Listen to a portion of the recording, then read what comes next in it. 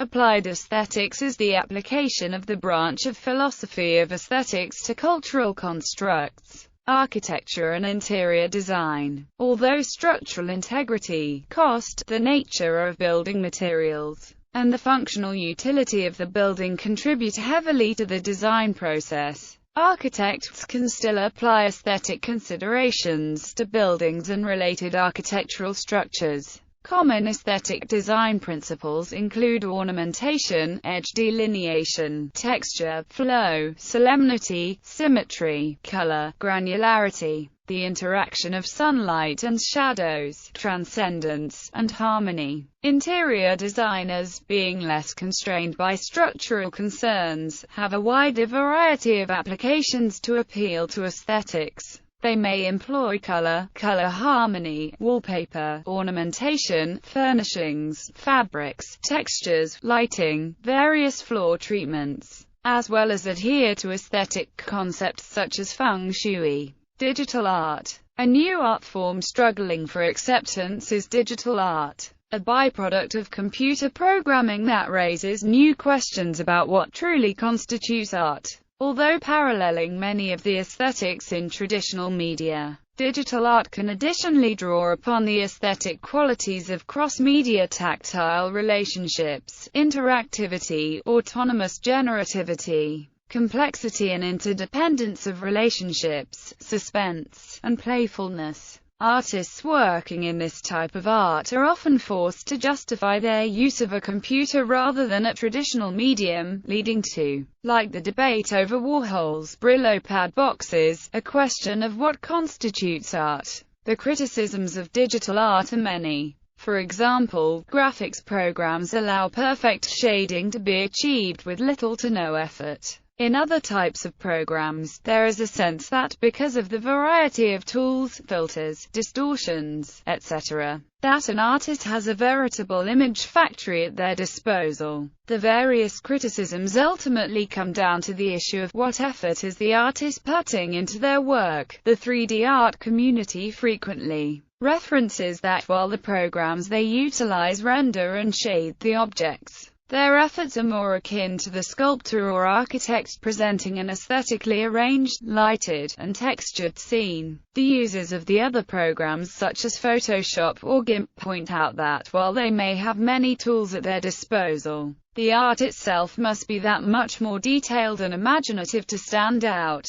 In both cases there is the challenge of overcoming the barriers of limited technology and the lack of direct contact with one's medium. Education and social sciences. Educators are also interested in how aesthetic designs influence the ways that students think and learn. Some historical figures like John Dewey have approached education through aesthetics. More recently, Elliot Eisner and Jan Jagodzinski have reopened the debate. Other researchers with postmodern or post-structural influences have done the same. These include Cleo H. Cherry Holmes and Michel Foucault. Aesthetics in education has been linked to pragmatism as well as other areas of curriculum development and implementation. See Understanding Curriculum, Chapter 11, Understanding Curriculum as Aesthetic Texts by William F. Piner, William M. Reynolds, Patrick Slattery and Peter Taubman for more information. Fashion design. Fashion designers use a variety of techniques to allow people to express the truth about their unconscious minds by way of their clothing. To create wearable personality, designers use fabric, cut, color, scale, references to the past, texture, color harmony, distressing, transparency, insignia, accessories, beading and embroidery. It is also used to find the average size of things, to make a product suitable for a high number of customers. Film, television, and video. Film combines many diverse disciplines, each of which may have their own rules of aesthetics. The aesthetics of cinematography are closely related to still photography, but the movement of the subject, or the camera and the intensities, colors, and placement of the lighting are highly important. Sound recording, editing, and mixing are other, highly important areas of film, often closely related with the musical score. As in theatre, art direction, in the design of the sets and shooting locations also applies, as well as costume design and makeup. All of these disciplines are closely intertwined and must be brought together by the aesthetic sensibilities of the director. Montage, or editing, is probably the one discipline unique to film, video, and television. The timing, rhythm and progression of shots form the ultimate composition of the film. This procedure is one of the most critical elements of post-production, and incorporates sound editing and mixing, as well as the design and execution of digital special effects.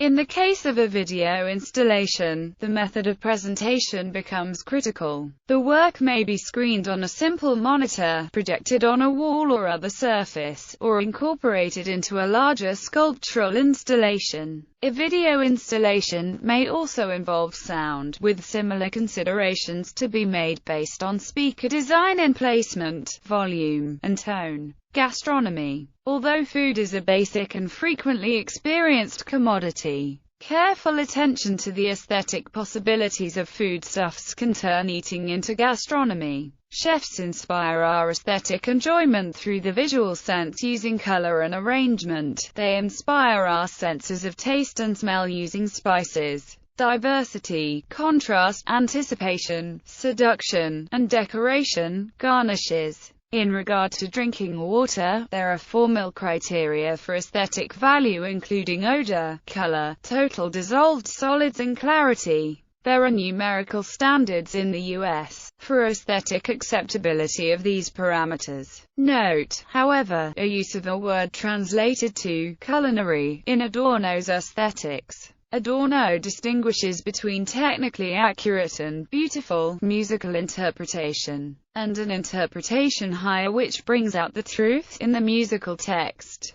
Interpretations more rehearsed, with more time for rehearsal, but which might sound strange to audiences pandered to by popular conductors. Unfortunately for the ordinary reader of Adorno, this isn't something technical such as original instruments. It is instead the work of art that doesn't pander to what the audience wants, its whims. This is linked to a Marxist interpretation which, instead of treating the audience as an all-powerful customer, adopts a teacherly or even priestly stance above the mere audience. Something only the most snobbish of French chefs would dare, proposing to teach it to like higher things. There are rarefied forms of haute cuisine, but note that common sense usually has a horse laugh about precious yuppies eating designer food which it withholds about concert-goers listening to Berg. Your man in the street merely thinks the latter crowd to be odd jobs, and doesn't resent him, meaning that ethical judgments play a role in aesthetic judgments that specialists in ethics and specialists in aesthetics systematically disregard, but which artists such as Tolstoy regarded as central. Based on Adorno's theory of the culinary as not being art, this would seem to mean that it is a joke for an Adornoich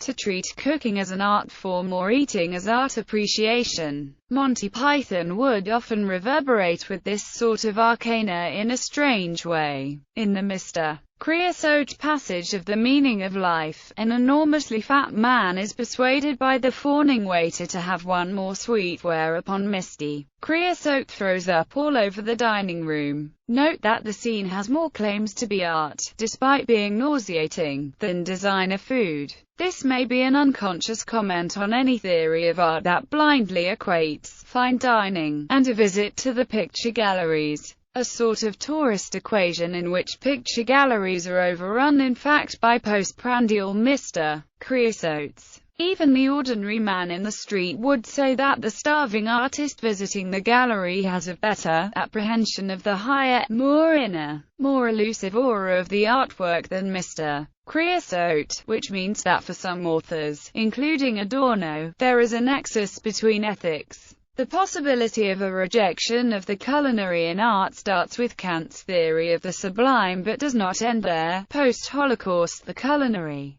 and whether the German officer enjoying their fine meal has much of anything to do with art, become important aesthetic questions. A Marxist theory of art would probably conclude that the chef cannot be an artist, lacking autonomy and beholden to the customer, Mr. Creosote, in all regards. Humor. There is a developed theory of the aesthetics of jokes and humor, including a mathematical and logical analysis. Industrial design. Industrial design. Designers need many aesthetic qualities to improve the marketability of manufactured products. Smoothness, shininess, reflectivity, texture, pattern, curviness, color, simplicity, usability, velocity, symmetry, naturalness, and modernism. The staff of the Design Aesthetics section focuses on design, appearance and the way people perceive products. Design aesthetics is interested in the appearance of products. The explanation and meaning of this appearance is studied mainly in terms of social and cultural factors.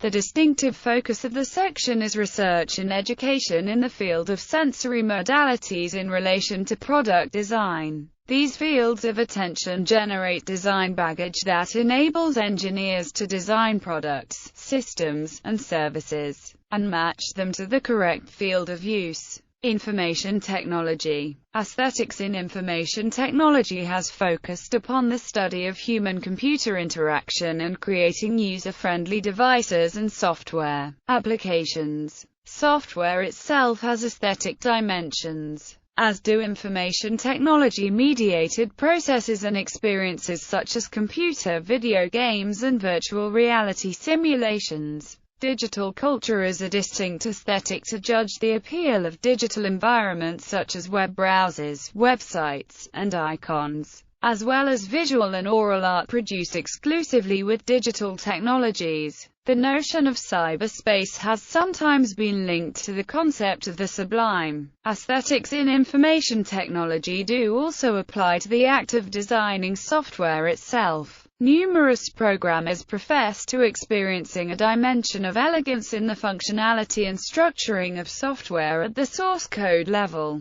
For example, a short, powerful expression that clearly expresses the intent of the code can be considered beautiful to the poor programmer charged with maintaining said code. This contrasts with code that is short, cryptic, unclear, and unnecessarily clever. Inline documentation, while not strictly code, can be considered something a programmer would need to be good at in order to write beautiful code. Correctly done documentation can accentuate the effect of beautiful code when it is clear, concise, explains the intent of the programmer, and expands the understanding that one can gain by simply looking at the code. Comments that are redundant, cryptic, and overly long or short can detract from beautiful code. Aesthetics in programming can also have a practical level. Under the right conditions, elegant code can run faster and more efficiently, and be less prone to errors. Critics of this would say that the need to justify good design by reference to cost savings mean that good design isn't art, insofar as art is autonomous.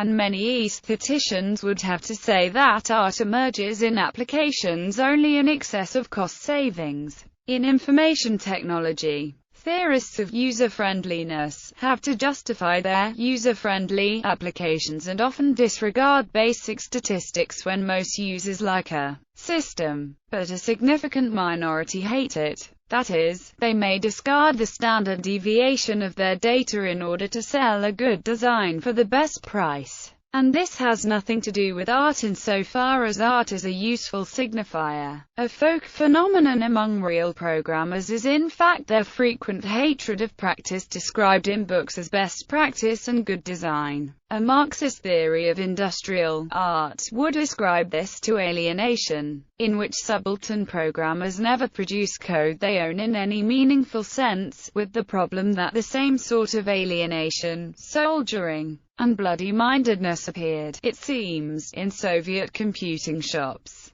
The most sophisticated writings on the topic of aesthetics are to be found in the late Edgar Dijkstra's corpus of papers and notes on computing. In Dijkstra, the art is real, but yin with respect to the yang of applications. Dijkstra seemed to have refused any analysis of programming as other than applied mathematics and, strange to say, never pursued what Adorno called a purely culinary elegance, despite the protests of others that his work was hard to digest. In Adorno's words, not very culinary. Dijkstra's beauty refused the notion of accessibility as do many artistic works, ancient and modern. It was hard as is the gross fugue, Beethoven's syncopated and neo-primitive late movement. In fact, no aesthetician makes user-friendliness canonical and necessary in a work of art. Strange to say, in an era when supposedly the masses rule through the market, for most art theorists,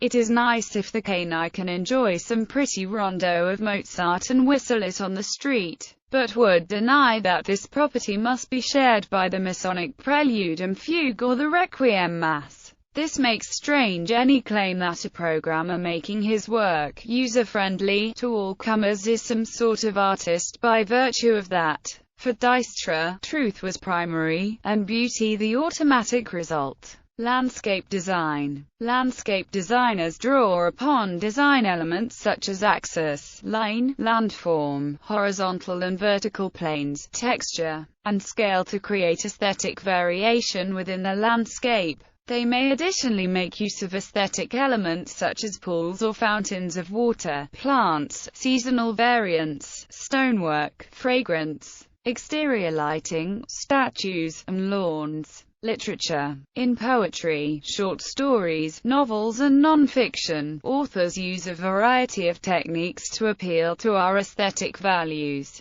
Depending on the type of writing, an author may employ rhythm, illustrations, structure, time-shifting, juxtaposition, dualism, imagery, fantasy, suspense, analysis, humor, cynicism, and thinking aloud. Maps. Aesthetics in cartography relates to the visual experience of map reading and can take two forms: responses to the map itself as an aesthetic object and also the subject of the map symbolized, often the landscape. Cartographers make aesthetic judgments when designing maps to ensure that the content forms a clear expression of the theme. Antique maps are perhaps especially revered due to their aesthetic value, which may seem to be derived from their styles of ornamentation. As such, aesthetics are often wrongly considered to be a byproduct of design, if it is taken that aesthetic judgments are produced within a certain social context. They are fundamental to the cartographer's symbolization and as such are integral to the function of maps.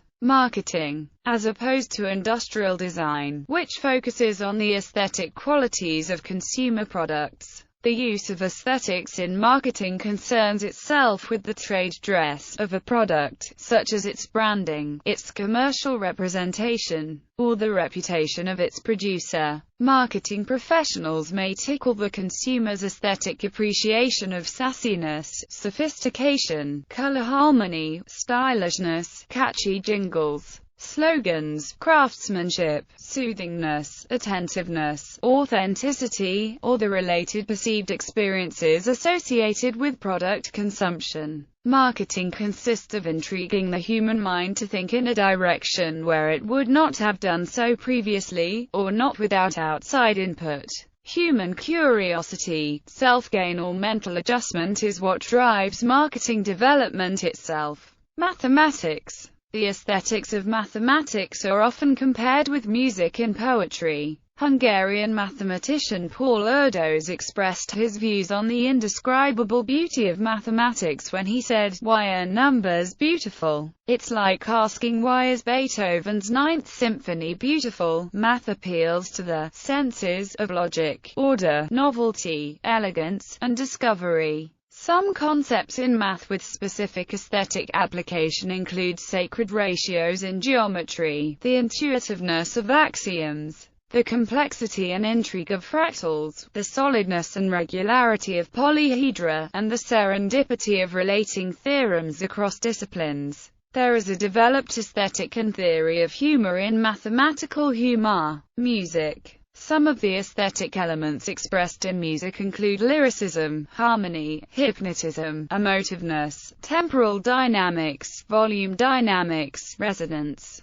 playfulness, color, subtlety, relatedness, depth, and mood. Aesthetics in music are often believed to be highly sensitive to their context. What sounds good in modern rock music might sound terrible in the context of the early Baroque age. Neuroaesthetics. Cognitive science has also considered aesthetics, with the advent of neuroaesthetics, pioneered by Semizeki, which seeks to explain the prominence of great art as an embodiment of biological principles of the brain, namely that great works of art capture the essence of things just as vision and the brain capture the essentials of the world from the ever-changing stream of sensory input. See also Vogel-Kottbauer-Bird. Performing arts. Performing arts appeal to our aesthetics of storytelling, grace, balance, class, timing, strength, shock, humor, costume, irony, beauty, drama, suspense, and sensuality. Whereas live stage performance is usually constrained by the physical reality at hand. Film performance can further add the aesthetic elements of large-scale action, fantasy, and a complex interwoven musical score. Performance art often consciously mixes the aesthetics of several forms. Role-playing games are sometimes seen as a performing art with an aesthetic structure of their own, called RPG theory.